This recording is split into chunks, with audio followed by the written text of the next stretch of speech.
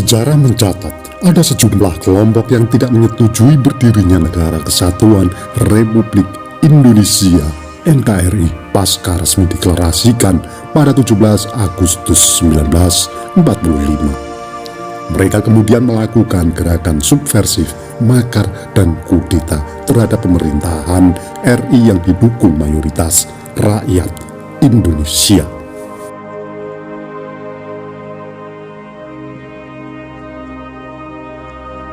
Sebelum melanjutkan nonton video ini, bagi yang suka dengan video-video kami, tolong bantu subscribe, like, komen, dan share. Bagi yang tidak suka, abaikan saja. Kami di sini tidak ada niat untuk menyudutkan orang-orang yang terlibat. Kami di sini tidak mengurangi atau menambah isi sumber untuk menjaga otentisitas sumber. Kami di sini hanya mengulang sejarah-sejarah yang sudah ada.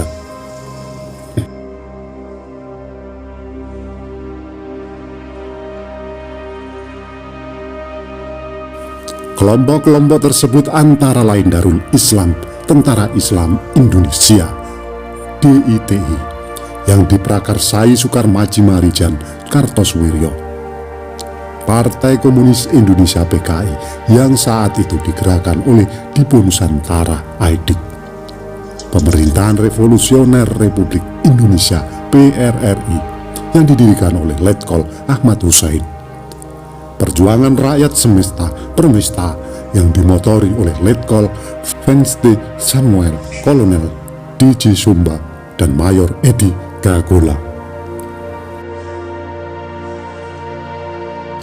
Sekilas dilihat upaya buhut pemberontakan sebagian besar dimotori oleh bekas-bekas tentara yang sudah merasa tidak sejalan dengan visi pemerintahan yang ada dengan ambisi berkuasa yang tinggi. Proklamasi kemerdekaan RI dibarengi fenomena gerakan hijrah pasukan, baik dari Tentara Nasional, Hizbullah, dan Sabilillah dari kawasan penjajah, dari kawasan jajahan Belanda ke kawasan RI. Gerakan pembersihan dalam bentuk hijrah tersebut menyisakan beberapa tentara. Sisa-sisa laskar tentara tersebut selanjutnya diorganisasi secara perorangan, misal di Jawa Barat oleh Kartosoewirjo untuk melakukan pemberontakan. Dijelaskan oleh Abdul Munim DS dalam runtuhnya gerakan subversif di Indonesia 2014, sejumlah tentara yang tertinggal di Jawa Barat tersebut diorganisasi kemudian dinamakan Tentara Islam Indonesia (TII). Setelah itu mereka merancang Negara Islam Indonesia (NII) yang kemudian pada 10 Februari 1948 dan pada 25 Agustus 1948 dikeluarkan maklumat Pemerintah Islam Indonesia yang menandai berdirinya negara Islam, menggantikannya Republik Indonesia yang dianggap kafir dan komunis oleh Kartosoewirjo.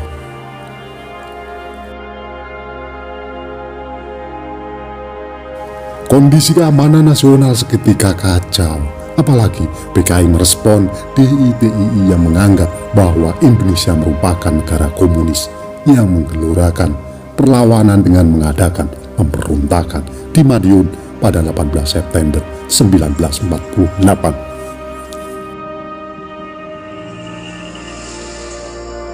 Jika DITI ingin mendirikan negara Islam, PKI berupaya menegakkan negara Soviet Indonesia.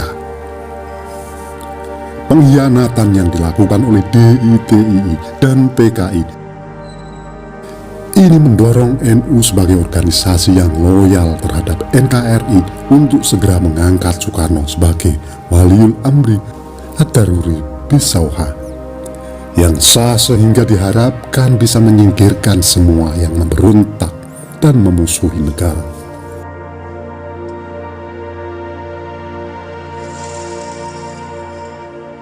NU dan pesantren yang tegas terhadap aksi pemberontakan menyebabkan mereka dimusuhi oleh DITI maupun PKI.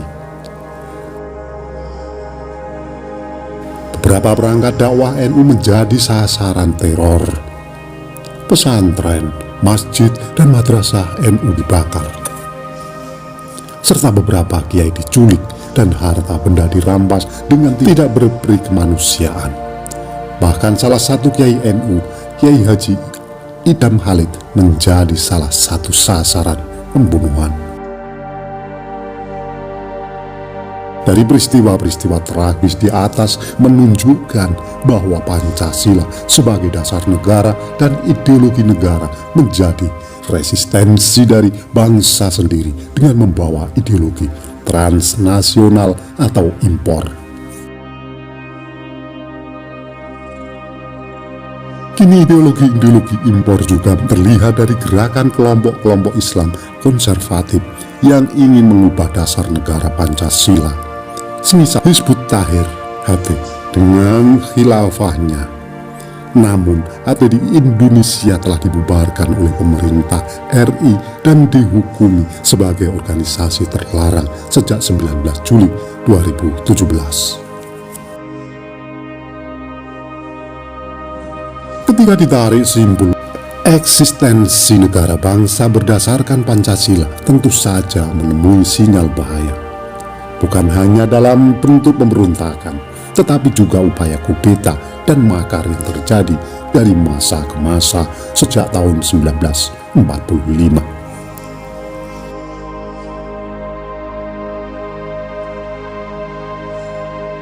Tanggal 1 Oktober lalu yang kita peringati sebagai Hari Kesaktian Pancasila harus dimaknai secara luas. Peringatan Hari Kesaktian Pancasila bermakna bangsa Indonesia mampu bertahan dan tetap eksis dari rongrongan berbagai upaya untuk meruntuhkan negara, baik dari luar maupun dari dalam. Sebab itu, menurut sejarawan Asfi Warman Adam, peringatan Hari Kesaktian Pancasila sayogyanya tidak hanya menyangkut kudeta gerakan 30 September 1965, tetapi juga kudeta atau pemberontakan yang terjadi sejak Indonesia merdeka. Seperti Madiun 1948, DITI, PRRI Permista, termasuk RMS Republik Maluku Selatan, GAM Gerakan Aceh Merdeka, dan Organisasi Papua Merdeka OPM.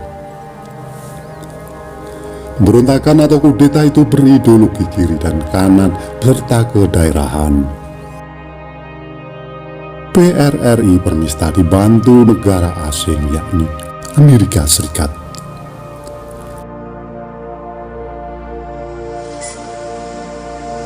Selain itu, ada beberapa tokoh dulunya berjuang untuk kemerdekaan RI seperti Kahar Musakar di Sulawesi Selatan, Daud Beureu di Aceh, dan Ibnu Hajar di Kalimantan Selatan.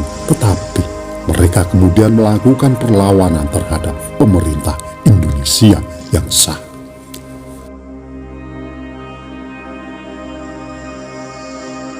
Tetap saja apa yang dilakukan tokoh-tokoh tersebut termasuk pemberontakan dan kudeta yang tidak dapat dibenarkan. Sedangkan setiap upaya pemberontakan, kudeta, dan makar dapat merusak persatuan bangsa dan mengganggu stabilitas keamanan nasional.